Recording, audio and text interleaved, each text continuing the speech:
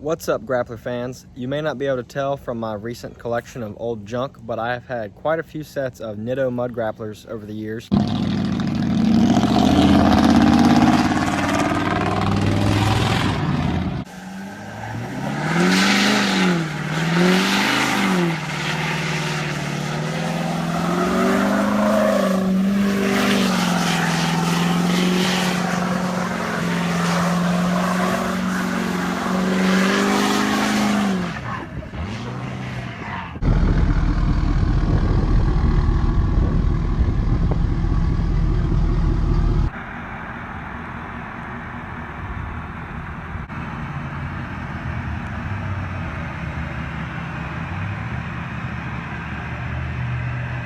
I don't know why they don't just make them like this from the factory.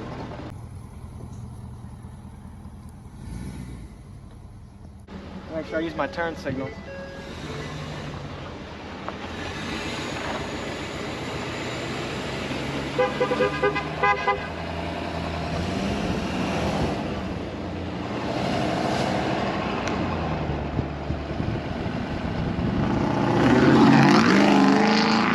On various different wheel sizes and widths, mainly on factory wheels. So typically a skinnier wheel than is intended for that size tire.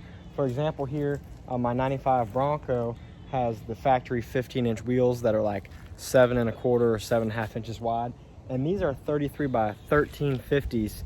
So they're a really wide tire on a really skinny wheel, and this size is usually reserved, you know, this width for like a 37 or something. You'd have a 37 1350. So this is a short little stubby guy, and you can see how much tire is sticking out past the wheel, which I really like that look.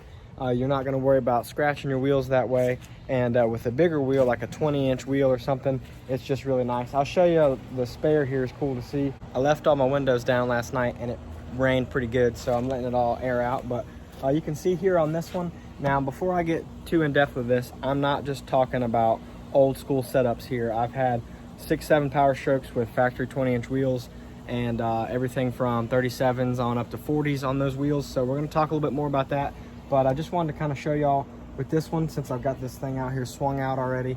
Like I said, this is a lot of sidewall here, and with a big mud tire like this, you end up kind of running a little bit different PSI than what is normally recommended either on your door sticker or on the side of the tire. So I want to talk a little bit more specifically about mud tires, mud grapplers, and guys like me that like stocks and graps. So little stock wheels, whether it's 20 inches, 18, 15, whatever. I got 16s, I think, on the Excursion over here. We're gonna put some maybe trail grapplers on that. I haven't decided yet. Y'all help me decide. There's also the new Recon grapplers, or Ridge grapplers could be cool. But on something like this, the tire pressure can be a huge factor on how the tire wears, as well as the shape of the tire, and just like how your truck rides. It might ride terrible with too much pressure in it, or it might have no power with too little pressure in it. So I'll go in detail of that a little bit, but real quick, let me show you another example of a skinny wheel with a big wide tire. If y'all aren't familiar, this is a project I've been talking about for a couple of years and have been pretty bogged down on. I have a rusty 1967 Ford F-250 and a really nice 6.7 power stroke 2016 truck that was wrecked, and I sold all the good body parts off of and cut it into a go-kart. You can kind of see the hump where the steering wheel still is. This thing fires up and drives. Be sure to check out some of my recent videos of me getting that thing going, doing some maintenance on it. But it's got 42-inch tires right now on factory 20-inch wheels. So I want to show y'all this one. I think these might be a little overinflated. You can kind of see how high it is in the center. Look, I got 0 miles on these things. I'm just sitting here. Can't wait to get this thing going again. But this is a 1350 wide tire, just like those little 33s I have, but it's a 42. So this is actually kind of a tall and skinny tire, but this being such a bigger tire, so much more sidewall even than the 33s, that is going to affect your air pressure. And now, whereas these might be able to hold more air and even a higher pressure, it's just going to vary a little bit. So I want to give y'all some general statements just to make it easier for you, because all the numbers can get really crazy. One thing I will say is, on a diesel truck or something you're going to pull with, you're going to want a tire that's rated for more pressure. You're going to want more pressure. But let me give y'all some specific numbers just to make this easier for you, whether you're in a Jeep, a Bronco, like a 1500 truck, or something like this where it's a diesel or maybe even a dually. We'll go into all that. But here's another example. I'm not just talking about little tires, but I am talking mainly about smaller wheels. So skinny wheels and big tires, typically the tire gets squeezed by these little wheels. You can see how the tire comes out even with these, these not being crazy wide compared to the wheel. It's still wider. So that alone will make the center of the tire wear a little bit more, and you'll see it kind of stick out more, and you get kind of the pizza cutter look. It's real tall and skinny here because the wheel is squeezing the tire together, as opposed to some wide wheels, which I have no examples of anymore. I've kind of gone away from having the wide wheels, even though I had some 24x14s and 40s at one time on my previous truck.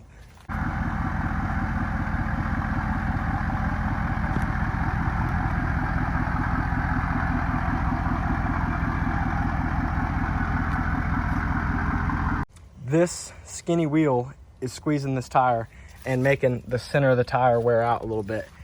Now that's to be expected. If you try to correct that completely with air pressure, you're gonna end up with your tires completely flat trying to get this thing to wear out evenly. So there's the chalk test that you may be familiar with, where you just take a piece of chalk and you draw a line across, straight across, and then you drive around a little bit, see where the chalk wears off, and you'll notice probably on this setup, you're gonna have chalk still all on the side, and you'll have no chalk in the middle. And that's because A, these are probably a little overinflated, and B, they're a skinny wheel on a wide tire, so it's squeezing it and it's bulging in the middle. So we're gonna try to find the balance here. We'll go back over by the Bronco. I'll give y'all some specific numbers. Real quick, I wanted to mention some of my thought process for these tire pressures being lower than maybe what your vehicle recommends is I want y'all to think about it this way. If you've ever ridden a mountain bike or any kind of bike, I'm sure as kids we were always, over at our buddy's house on our BMX bike or whatever. But if you can remember bike tire pressures, now say you got like a cyclist road bike, the ones that have the little skinny tires, and those guys are like cruising super quick for long distances, everything. Those have a ton of pressure in them. The tire's rated for it, but it's also way less air than a bigger mountain bike tire or a dirt bike tire. It's a lot of pressure but not a lot of air because it's so small and skinny. Now you get into these bigger mud tires, it's more like a dirt bike that has like 15 PSI in it, maybe, depending on what you're doing, or a mountain bike might have like 35 PSI in the tires in it because they're so fat and just big. Like, it's a more space, requires less pressure, even though it's more air. So I want y'all to think about that. If you go putting 65 PSI in a 40-inch tire on a skinny little tiny wheel, that is a ton of air crammed into that big boy, trying to make that thing be hard as a rock. You don't need that much air in these big tires, like a big tractor or a dump truck or something you see in the quarries that have like the massive tires. They might have like 5 PSI in them. I'm not 100% sure, but skinny little tires, like a Michelin that comes on your factory F250 versus a big mud tire, totally different tire pressures. You're typically gonna have less pressure in a big mud tire, so y'all keep that in mind. So now I'm gonna give you some numbers that are my recommendation of exact tire pressures to start off with your rig. You can always adjust from there, but if you're getting tires soon and you wanna know how much PSI to have the shop put them at, because sometimes the shop just puts them all at 65 and then you're riding around on rocks and it's super hard. And then your tires wear out in the middle and you're, what the heck's going on? So, rule of thumb, in my opinion, something like this Bronco, it's not a crew cab, it's not a big, F-150 even. It's a little bit lighter of a truck, even though it's got the V8 and four-wheel drive and everything. I categorize this in like the same thing as like a Jeep Wrangler, something like that. So, for something with 15 to 17-inch wheels, a little bit smaller, not super heavy, you're not towing, 35 PSI. Start with that. Now, another thing is you may want to go up a little bit higher, depending on your conditions. If you're driving more on the road or everything, a little bit more, highway based, less off-road, but never exceed what the tire says on the sidewall as max PSI or what your door sticker says, and that will keep you safe. Now, these actually say not to exceed 35 PSI on the sidewall, which is, I believe, what I've got them at, right at 35. You'll see it's very small right here. I'm not gonna worry about pointing it out, but I just confirmed it says 35 PSI. Now, that changes based on the size, the load rating, just everything. They're all different. So I'm trying to give you a general, rule of thumb here, so you can start with something that's going to keep you safe and keep your tires from wearing out unreasonably fast. So 35 PSI for like a Jeep, a Bronco, a Blazer, something that is not super crazy. Now, if you bump up to like an F-150, a Chevy, Silverado, GMC Sierra, 1500, not a HD, not a diesel 2500, anything like that, then maybe in the 40s, say 40 PSI, depending on what your tire says on the side. But if you add in some towing, you may need to come up to 45 PSI, maybe even 50 on those, but you'll start to get into, the tire being harder than it needs to be and it wearing out a little bit faster maybe, or in the center at least, especially on skinny wheels, and just bad ride quality. I don't know where the sun came from. I'm getting hot and burn up already now. Luckily it'll air out the back of my truck, hopefully, where it has some water. But for a diesel, you're gonna want to stick with a tire that is rated for what you're gonna be hauling or towing. So make sure you do your research on that, but don't get too carried away with the tire pressure still. I still think around 50 PSI max typically on these mud tires. Now, your door sticker may say 65 PSI, and the tire may even say 65 PSI. But I wouldn't recommend starting with that, even on a diesel truck, unless you really need that and you're gonna be towing and you made sure you got the right load rating, which is a whole chart. Another thing, that's for a different video. I'm just giving you a basis of, hey, I got a brand new Ford Power Stroke on 20s and I wanna run some 37 Mud Graps. What size or what PSI should I put them at? I'm gonna say 50, maybe a little less, maybe a little more, depending on your scenario. But don't try to correct the tire shape with PSI if you're outside of the recommended limits for the tire. So like you got a 1550 wide tire, like a 38 by 1550, you put that on a stock wheel, it's gonna look sick, but it's gonna be squeezing the heck out of it. And I've done it with 40s and stock 20s. It's gonna squeeze it and you're gonna be riding on the center of the tire. If you let all your air out to try to get that thing to ride flush, you're gonna have a bad time. So you gotta find the balance. This hopefully will give you an idea of what to do when you're trying to get your new set of tires inflated to optimal PSI. If you have any recommendations, feel free to put them in the comments, but also join the Grapaholics private Facebook group, because that's where I got the inspiration for this video.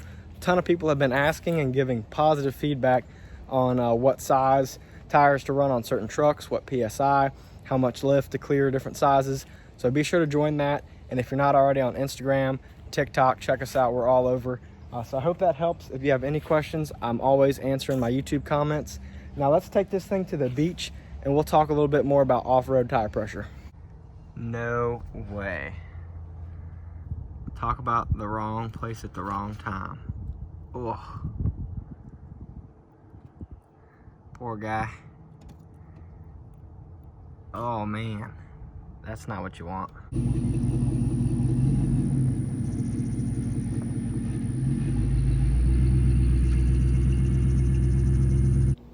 Well, the beach was super windy, so I ended up just taking a few clips and figured I'd just do a voiceover. Y'all can see my baby's out there playing with a random wild tortoise. That was pretty funny. And then on my way out, this 6'7" Alumaduty got stuck, and I ended up giving him a tug and getting myself stuck. Well, his four-wheel drive wasn't engaging, so I figured I'd give him a quick little bump, but with no diffs, with open diffs, I got one spinning on this side, or actually this one's not spinning, this one is. Went down deep, and then got this one's not spinning, and this one is, so it's all crossed up. Jeep on Terra Grapplers pulled out a Bronco on Mud Grapplers that was trying to help a F-250 on Ridge Grapplers. So all on the same tires, and the Jeep is the one that wins here today.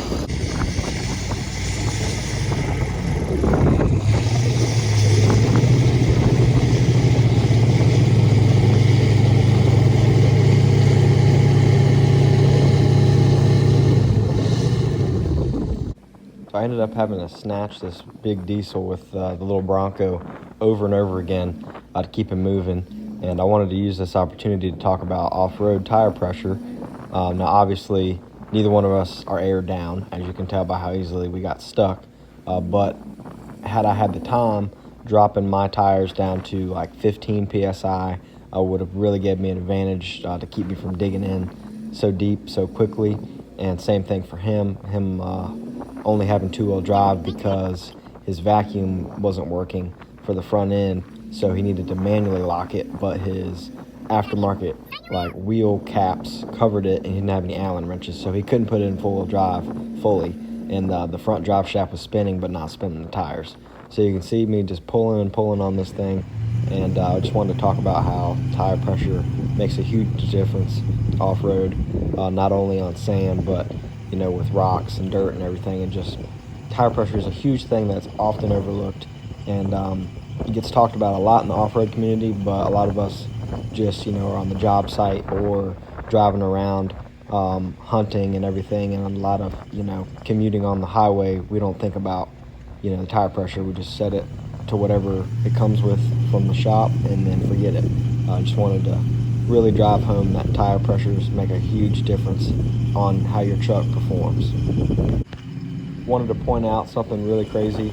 After pulling this guy out, as we were wrapping the strap back up, he was like, "Hey man, by the way, I've been following you for 10 years, ever since your white F-150, keep it up." And I'm like, man, that was just awesome. Such a small world. The truck community can be awesome sometimes. You know, I don't want to make fun of somebody for getting stuck. Everybody has those days, so just want to spread the love. On the way home from the beach, I stopped to pick up some stuff from Ace Hardware, and look at this beautiful Suburban. This is a 1972 GMC Suburban. It's got really cool badging here, 1500 super custom. I just spoke with the owner real quick. He said it was cool if I got a video. And look, we got all kinds of cool stuff pulling up over here. It's got a 350 motor. So it's a Chevy 350 with a 350 transmission as well, so it's automatic. And you can take a peek in here, gauges and everything. That is a cool rig. It's got double bench seats, and then plenty of room in the back. Got a spare tire back there. Looks like these are Detroit steel wheels, 20-inch. I did ask him that as well. But what a rig! I love the big roof on this thing. How's it going? Man. What year is that one? I was checking 77. This out. Man, all kinds of classics today. Yeah, 77. That's awesome. So yeah, we got the 72 Suburban here, and then 77 Monte Carlo, I believe. Yep, looks like a Monte Carlo. Yep. Yeah, this GMC is awesome. Love the colors. Super clean.